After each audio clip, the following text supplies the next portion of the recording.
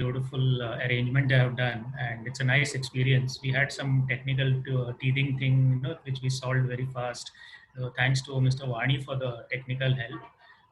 Saurabh and Rakesh, my friends in the field in Kalyan, thanks for arranging this webinar and calling up the doctors. And Mr. Rajesh Pandey also for help in doing this webinar. So we'll start off with our topic, which is recurrent respiratory tract infections. It's very difficult to basically cover the whole of the respiratory infection problem, for the simple reason that that is a textbook by itself. But we would try to cover recurrent upper respiratory tract infections, and let's see how it goes from there. We would welcome questions after the presentation is over, and we'll try to solve some of the doubts, queries, and all. So I think we'll start. So thanks for the nice introduction. And we basically are dealing with recurrent upper respiratory tract infections. We call it RRTIs from here because that is the easy way out.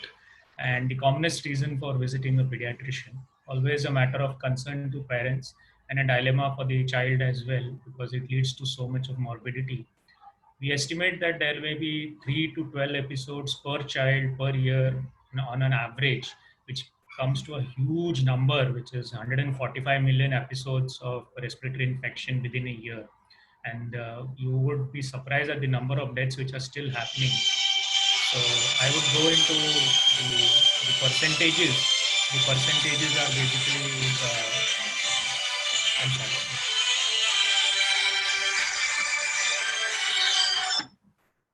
Percentages are basically in the region of 6 out of 10 children who present with a respiratory tract infection are presenting with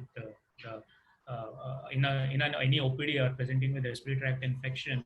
Mainly URTI is 37%, and the rest will make up say 22 LRTI, then rainy season GI infections, fever of unknown origin, skin infect, infantile colic, etc. And this huge burden, which means that we are going to see maybe 1 in 3 or 1 in 2 sometimes of infections in the upper respiratory tract, but there is no consensus on what you would call as recurrent. My thing is, I would say that any child with a proven bacterial upper respiratory tract infection like otitis, sinusitis, or nasopharyngeal tonsillitis in 6 months, or at least 2 episodes of proven bacterial pneumonia in 1 year, or any child getting 3 or more episodes of pneumonia would be a recurrent pneumonia. We are, as usual, we always talk about the various risk factors. So the predisposing risk factors for the recurrent respiratory infections, the well-known ones like a preterm baby or a low birth weight baby, mechanical support or ventilatory support required in the NICU in the neonatal period. Of course, our common thing which we see in the suburbs of Mumbai is children who are spending the whole day in daycare in a crowded room with lots of other children, which leads to multiple recurrent respiratory infections. Exposure to secondhand smoke and pollution, I think we don't have to talk much about it.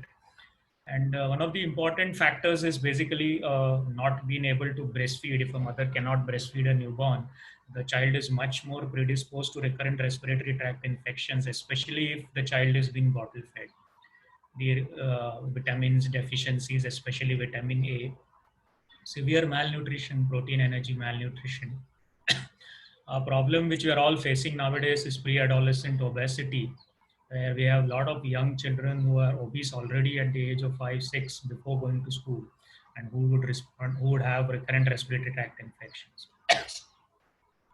Some of the other conditions, chronic illnesses like nephrotic syndrome, congenital heart disease, diabetes mellitus, some sort of underlying atopy or immunodeficiency syndromes, etc., are the various other factors. The other side of the story is the defense mechanisms that all of us have in our respiratory tract. So the defense mechanisms would include the aerodynamic filtration, which happens in the nose and the upper airways, the mucociliary clearance of the various organisms which may be inhaled during the breathing part, reflexes like cough, sneeze, rhinorrhea, which help to expel the various organisms, the immune system, which acts through immunoglobulins, and the natural killer cells and phagocytes to try to cover the infections and remove them from the body.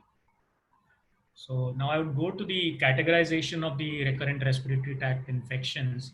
One of the best ways to categorize is an environmental related exposure, so that you have the exposure in, say, daycare center, nursery. Our schools are very crowded and they have classrooms with 60, 70 kids. That would lead to, of course, recurrent respiratory tract infections. Again and again and again, lot of studies are showing that passive smoking is one of the biggest risk factors for a recurrent respiratory tract infection, even including asthma in small children who are exposed to their parents smoking. Of course, bottle feeding, which we pediatricians keep trying to tell the parents not to indulge in. Bottle feeding is one of the ways in which the child gets recurrent respiratory infections, ear infections, etc. We don't have to worry to talk about seasonal influenza, because this is the season for viral influenza now, flu-like syndromes, adenovirus, respiratory syncytial virus, and the big ghost in the room, COVID, which also leads to various respiratory involvement in children. The other category of the recurrent respiratory tract infections would be the host related factors.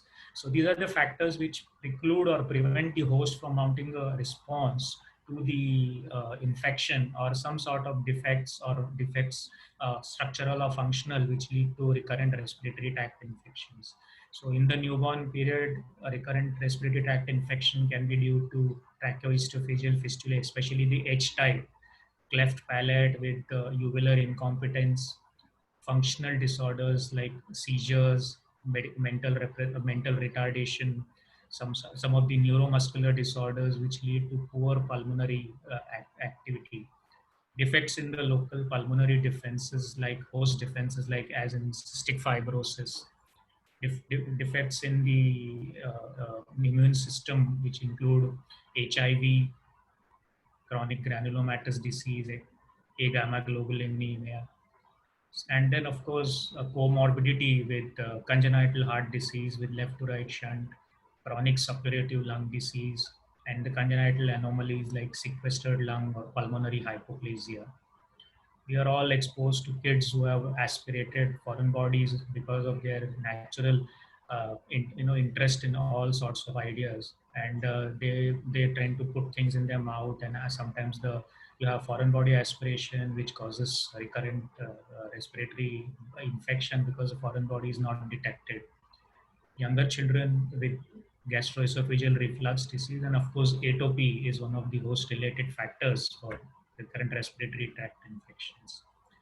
So commonly, when we think about respiratory symptoms, we are in the field of fever and cough.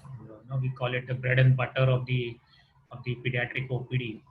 And classically, you would have a child with rhinorrhea, otorrhea, snoring, odynophagia, some of the airway symptoms like noisy breathing, nasal voice, rarely the emergency, that is stridor, and of course our classic LRTIs, which include rapid breathing, grunting, wheeze, retractions, etc.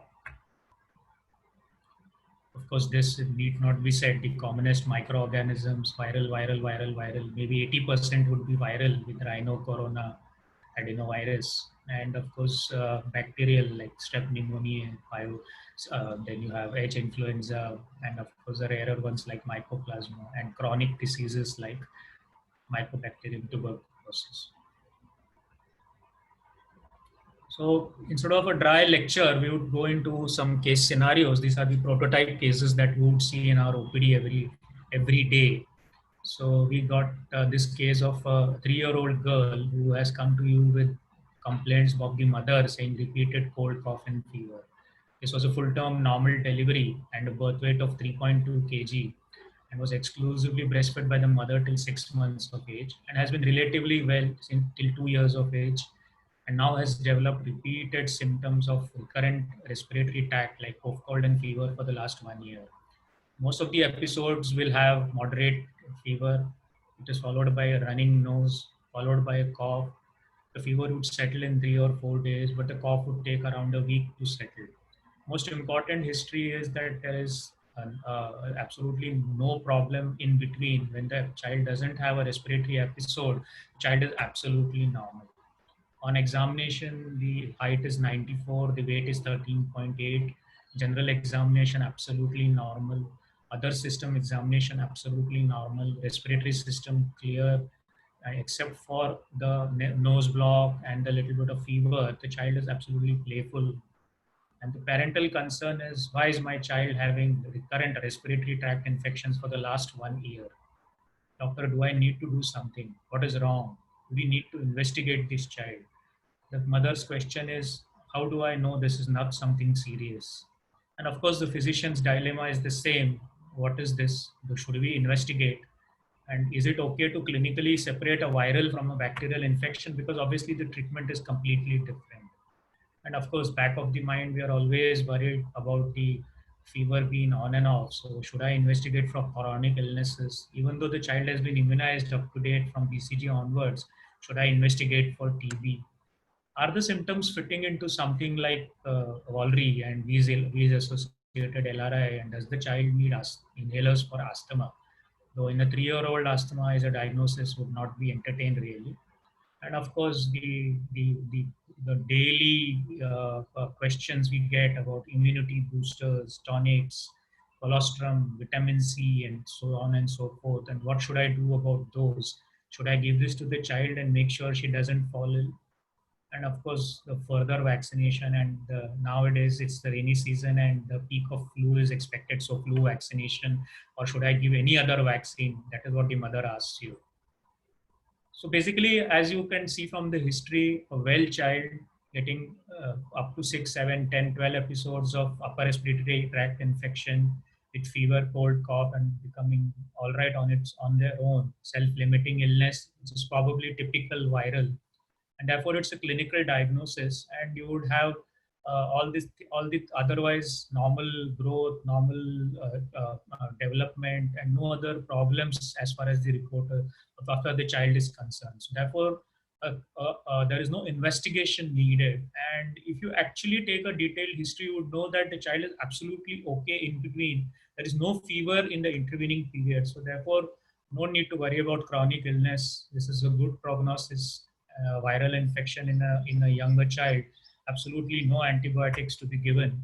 And of course the age, because the age tells you that typically preschool children and children who start school around 3-4 years would develop recurrent respiratory tract infections up to 8-10 times in a year, and the symptoms after 10 days, 14 days would not recur, would not persist, and fever is typically only short lasting. And these are healthy children, so even if the child has maybe 60, 70, 80 days of viral symptoms, you would not be too worried about what is going on. This is what is the second most frequent or the third most frequent OPD patient. You have a prototype 4-year-old frequent cough and cold is the symptom given by the parent. But here, if you see the sneezing, nasal discharge, and frequent nose irritation, nose picking is there. And this child will always have sleep disturbance because of dry cough at night. And there would be episodes and episodes and episodes of this. And very rarely would the child have fever, and there would not be any history of wheezing. And this would lead to the impression that this is a normal 4-year-old with good growth, fully immunized, and without any other problems, who gets frequent sneezing episodes, typically early in the morning when he wakes up. His history of continuous nasal irritation and nose picking, and the nasal symptoms are predominantly what the child is suffering from. These children will not have any seasonal variation from summer to monsoon or monsoon to winter, and the family history would be significant. So father is suppose is a person who is on an inhaler for wheeze for a long time, and typically, like I said, these are afebrile episodes. So the question of infection doesn't arise if there is no fever. Therefore, we are dealing with allergic rhinitis, and it is important to diagnose allergic rhinitis with the history, because the treatment is very different from the bacterial rhinitis or the other prototypes. So let me take you to the other next type of a patient or case scenario. You have an 8-year-old male child who's got recurrent cough. The cough is mildly productive, and the child has also got nose block and fever, which is high grade. This fever can sometimes touch 104. Child becomes uncomfortable with the fever, it's little shivering, and on examination has a thick, purulent nasal discharge, greenish yellow, and has cough typically on lying down, especially giving rise to sleep disturbance. And the parents also talk about the child snoring when he gets these episodes of cold, cough, and fever. This child has got so impression other than the high fever,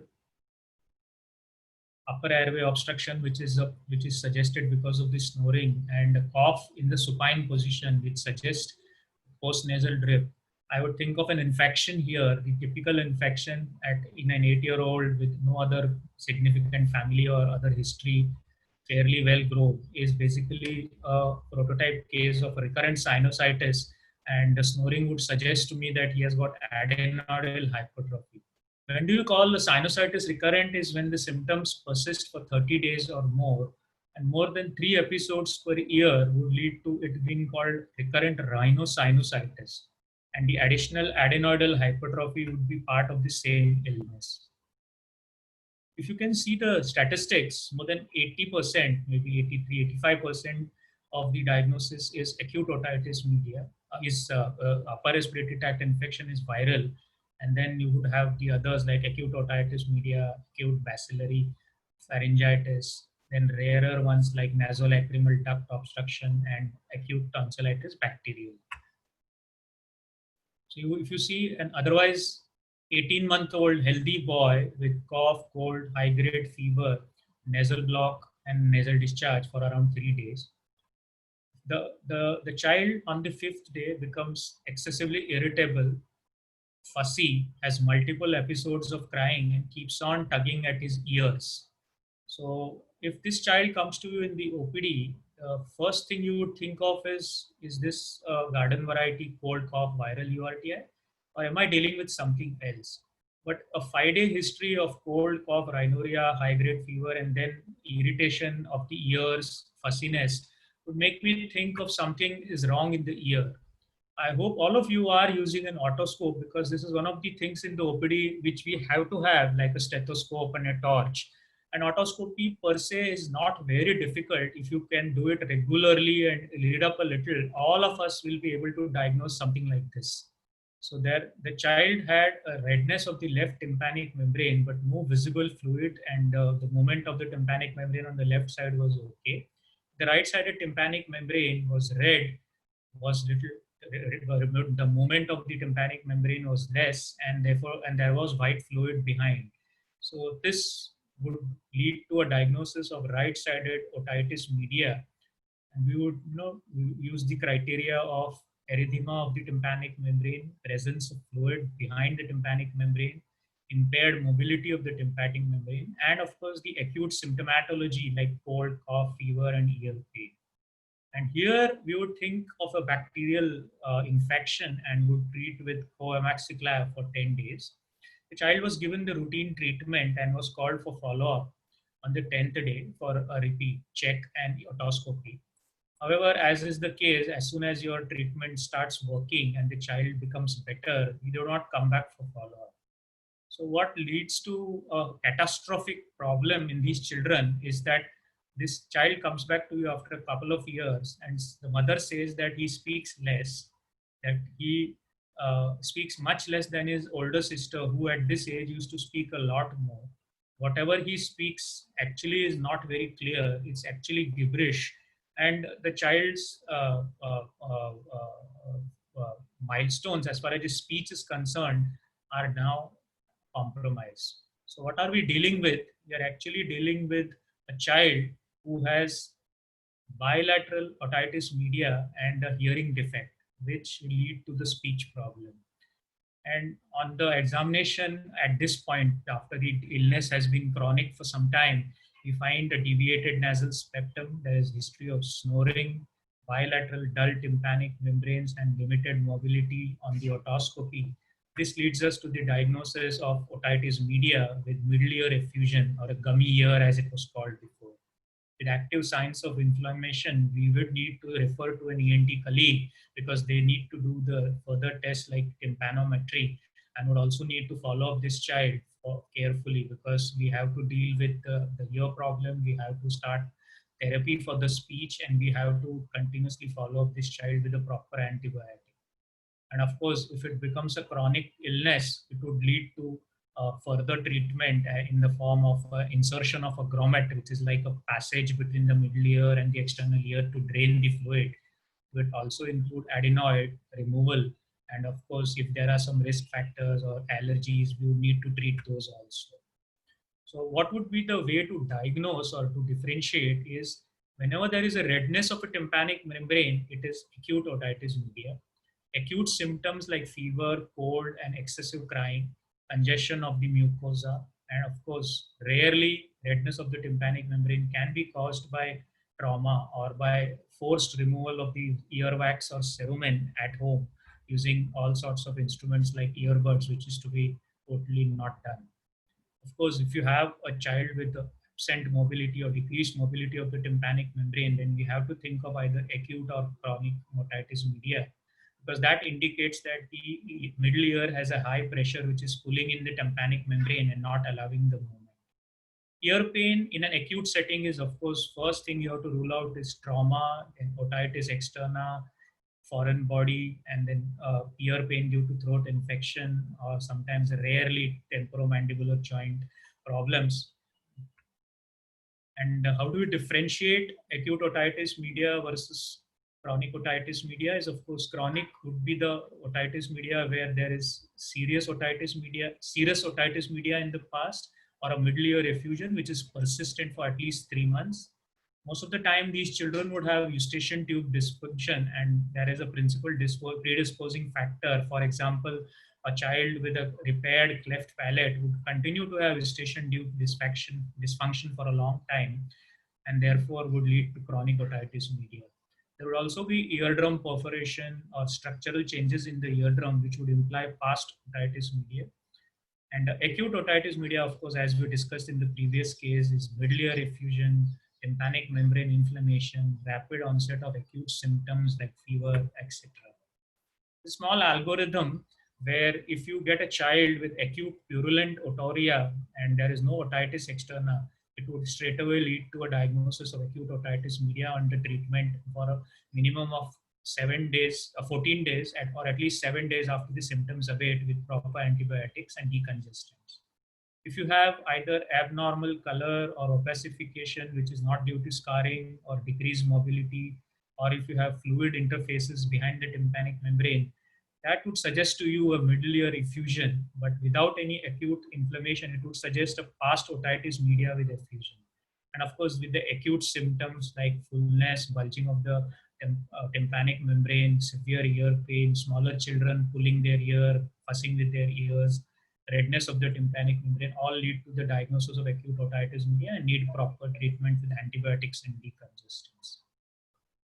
So a proper analysis of the distribution of the recurrent upper respiratory tract infections, that is the 83% or so we were talking about, would lead to simple cough and cold around 26%, cough and fever maybe 18%, throat pain and fever around 18%, simple colds, cold and cough will be around 13%, and the rest will be ear infections. So almost 3/4 of the patients would have fever, and maybe around 2/3 of the patients would have at least some symptoms of cough.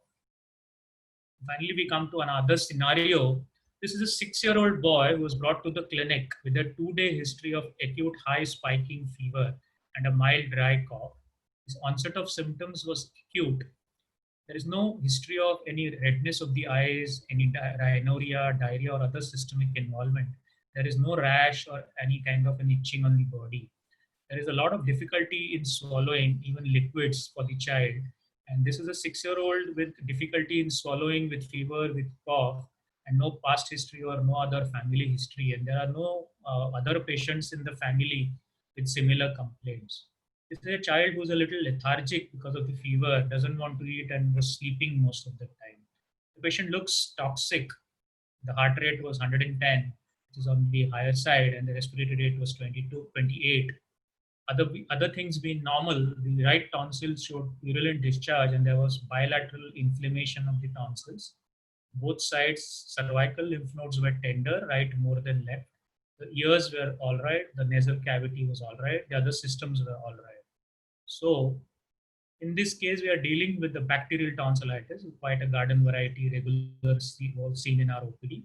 But the mother gives a history of 3 such episodes in the past 2 years. So is it a chronic tonsillitis, bacterial tonsillitis, a recurrent bacterial tonsillitis, chronic infection? Are we right to advise a tonsillectomy? So the guidelines for tonsillectomy have changed. In the past, everyone would undergo a tonsillectomy almost. Nowadays, it's not so. And ENT colleagues are much more circumspect about doing tonsillectomies. So recurrent episodes, especially 6 to 7 episodes in a year or more than 5 episodes in a 2-year period, enlarged tonsils which cause upper airway obstruction, sleep disturbance, snoring, and then of course lead to scholastic and other problems. Development of a bacterial abscess in the tonsils are some of the reasons for doing tonsillectomy nowadays. So we have to deal with the common upper airway infections, nasopharyngotonsillitis, which is the commonest, chronic sinusitis, chronic otitis media, and of course, one of the rarest ones, but which if you see it once, will always remember is an emergency, is a viral flu. So we have to also think of other reasons such as allergy and dental orofacial anomalies, other congenital problems, and of course rarely immunodeficiencies and other sort of host related factors which can cause recurrent upper respiratory tract infection. Of course, the basics of antibiotics, which all of you know very well. First line of antibiotics will always remain a single antibiotic in a proper dose for a proper duration. So amoxicillin for 7 days for a basic infection, 14 days for a severe infection, or at least till 7 days after the symptom resolution. Co-amoxiclav being the second line. For the children who are unfortunately allergic to amoxicillin, we would go for either macrolides or one of the two macrolides. And of course, for the other children, if we need to go for a second line therapy where there is no allergy to the cephalexins or cefuroxime, so you can try those.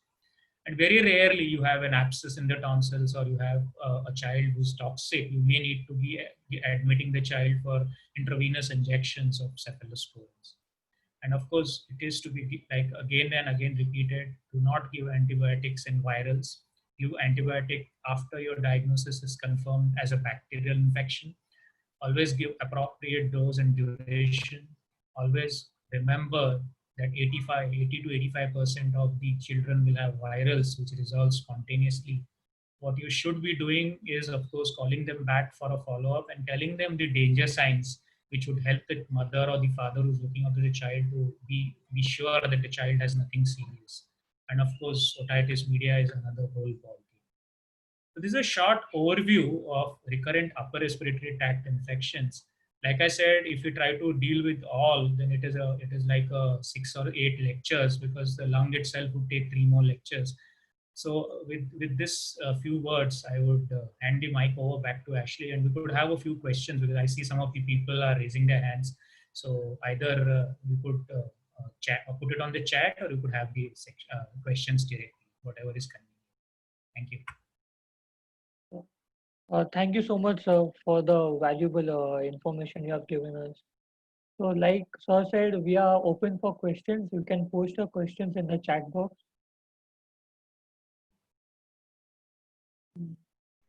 So, in the meantime, Yeah. I'll ask a question. Go So, ahead. what antibiotics should be given in routine OPD where the culture facilities are not available? Most of the upper respiratory infections, which is bacterial, you would really not need a culture. I mean, I know we are all talking about tissue diagnosis and evidence-based medicine, but a simple upper respiratory infection, say a tonsillitis, which is bacterial, would not require a culture because the resistance patterns in our country, luckily, are fairly all right. So we would probably start with a co-amoxiclav as the first line of therapy, give an adequate dose for an adequate duration, and you would be okay with it. It is, of course, not true that you would get away with it all the time. Sometimes you would have a few children who would not respond to the first line of antibiotics. So the basic principle of antibiotic therapy is give the antibiotic for 48 to 72 hours, watch for improvement in the symptoms like reduction in odynophagia, reduction in the fever, the child feels a sense of well-being, starts eating, starts drinking. And if that is the case, you are home.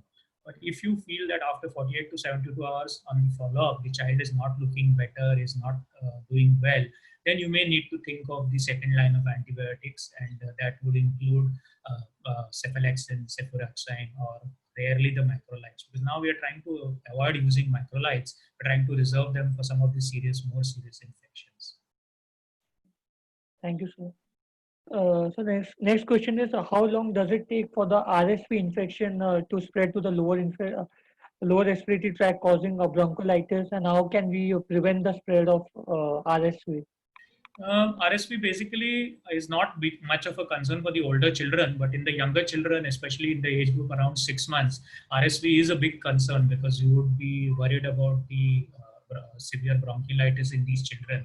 So I would think that a smaller child of that age, there is not much of antiviral available. I mean, they were talking about giving things like ribavirin and all, but it's no longer given. It's just that you would need a proper follow-up of the child for 48 to 72 hours. If you ever feel that the child is distressed or is going into respiratory distress, it would be better to observe the child in a hospital setting with oxygen and IV fluids available, so that there is no deterioration of the child in the meantime. So for bronchiolitis, of course, no antibiotics, and there are some inhaled medications available which can be given for the bronchiolitis. But basically, remember the age group. The age group gives you an idea whether a viral will become LRTI. Thank you, sir. The next question is there a difference difference in management between acute otitis media and other medullary infection with effusion? So what the algorithm did was basically try to tell you that. So if you have a child who is acutely ill, comes with high fever, severe ear pain, and then you do an otoscopy and it shows a gummy, a red ear with decreased movement, with effusion, you would straight away start with antibiotics and you would try to give a painkiller and decongestant in trying to make the child more comfortable and control the infection, because you would be thinking in terms of a bacterial infection.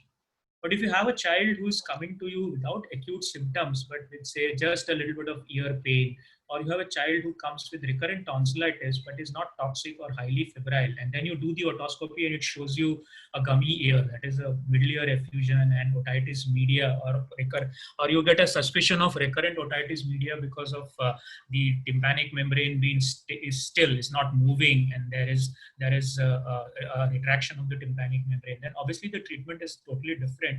You would have to rule out things like allergy and other reasons for a recurrent otitis media, and then the treatment would be much more properly done with an ENT colleague together, because you would need to do a tympanometry of the child, and you would need to do we are doing a lot of allergic tests now in these children, because many of them are turning up with a lot of allergies, things like allergy to wheat, allergy to colored foods and things like that. So we would do that also and do a proper workup to find out the reason for a chronic otitis media. And it's now available, though it's expensive, that you can now have children with recurrent otitis media more than 5 to 7 episodes in 2 years. We can go for a grommet surgery, which is like a small tube which connects the middle ear to the external ear and drains the tube, but not very common. I mean, I don't have a patient as yet on a grommet, but my ENT colleagues say that they are doing it regularly. So the next question is, so does this antibiotics, do they have any long-term effects? There's a lot of talks going on, research on gut-lung axis, the microbiota in the lung. Yeah. So these antibiotics, do they affect that, or does it have any long-term effects? So we have been, last few years, IAP and all the pediatric authorities have been talking about avoid antibiotic abuse, AAA. What they mean by that is that unless you are very sure, do not start empiric antibiotics for any condition. So that may be anything from, a simple URTI to even a suspicion of TB. You would not start an antibiotic unless you have tissue diagnosis, a microbiological diagnosis, a confirmed diagnosis. So definitely misuse of antibiotics was rampant in India, but luckily for us pediatricians, we have been very active in this field of avoiding antibiotic abuse, because what happens is the gut microbiota is now implicated for everything from psychiatric disorders, neural disorders, to growth and development, to obesity, to immunity, to infections. So one of the things which we are talking about is a gut lung microbiome. So, and today I had a talk with some scientific authorities regarding the skin microbiome. So now we have a microbiome of everything except hair and nails. So the microbiome, as far as the lung is concerned, is definitely there, and you would not want to kill off your organisms which are so-called helpful organisms or so-called good organisms by giving antibiotics repeatedly where they are not indicated, because the more the antibiotics are given along with the pathogen, you would be killing off the normal gut microflora, and that microflora has a lot of role to play in everything like I was talking about. So always think, like Dr. Ambekar says, I would think 1,000 times before starting an antibiotic. So can we prevent this by adding a beneficial probiotic? Yeah, so now we are in a stage of, we are in the world of probiotics. So previously when Alexander Fleming discovered penicillin, we were in age of antibiotics.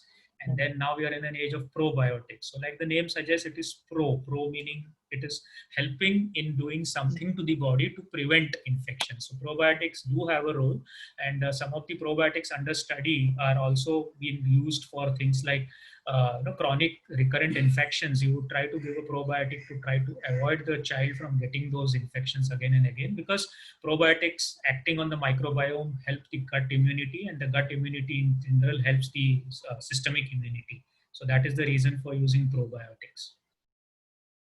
A lot of research is going on. Yeah, it's a hot topic in research right It's now. a hot topic in research, yes. Yeah. So your comment on the relationship between the RSV, bronchiolitis, and future obstructive airway disease? So one of the things which we have now found out is that the children who have developed RSV bronchiolitis in the early childhood, in the first 6 months to 1 year, have somehow got what is known as airway remodeling. So what happens in airway remodeling is that the airways become hypersensitive to constriction at the entry of any kind of an allergen into the lungs. So these kids at 3, 4, 5, maybe older, will start getting recurrent wheezing episodes, and these wheezing episodes after 5 can probably be diagnosed as asthma. So you would have this direct correlation between RSV infection, airway remodeling, and asthma in the older age group, which will require treatment, because this is of course another chronic respiratory disease. And asthma now is exploding in our country because of all the problems. And one of the reasons apparently is previous viral infection, especially RSV bronchiolitis. So thank you, sir. We have taken almost all the questions. So what I had. So we had one nice talk, Ashley. That was I would just like to give that message to the audience. Dr. Pramod Zog had suggested very nice tips on how to examine a child in these times. I had actually sworn I would not say the word, but I'm finally saying the word COVID, because otherwise every seminar is on COVID nowadays. But anyway, just to keep our pediatricians safe, he had given some suggestions. So the simplest of suggestions was, of course, take only one patient and one parent together in the room. Do not allow a horde of people inside. The second suggestion was keep a 3-foot distance between your chair, a table in between, and the parent with the child on their lap if it's a small child. Third suggestion was do not examine the child on your bed, on your table, or in a supine position. Always examine the child in an upright position, because the child is less likely to cry. And the recent studies have all shown that the aerosolized particles coming out of the child's mouth and nose may be the reason for getting infection in COVID. The fourth suggestion, which is very nice and which I liked very much personally, was always examine the child from the back side. We are so used to examining the child from the front, but here what I suggested is that the child is held by the mother or the parent on their lap with their face towards the parent. So the back of the child is towards you. Always remember, almost half of the lung is in the back. The lung, we all examine respiratory system and forget that half the lung is on the back also. So if we examine from the back, we examine the back completely, say auscultate, etc., and then examine the front. keeping the child in the same position. The chances of aerosol exposure to us and getting an infection is much less in this position. And the final thing, which all of us, of course, are following, but again and again and again has to be stressed, is all doctors and the relatives and patients should wear masks. And nowadays, even children about 2 years are advised to wear masks if possible, because that reduces the chances of getting COVID infection. So these are some of the practical points of examining kids in COVID. And always remember that a normal respiration gives, say, X amount of virus. A crying child will give you like 10x amount of virus, and a shouting or a screaming child will give you hundreds of X amount of virus. That is how the aerosols are counted. So be careful, be safe. Thank you so much for sharing those points, practical points. That would be really beneficial for all those who are watching us. So with that note, so we'll end this session over here. Thank you so much for this valuable session, and thank you so much for all the audience those who have joined us online. See you soon, everyone. Have a Thank good you. day. Thank you. Be safe.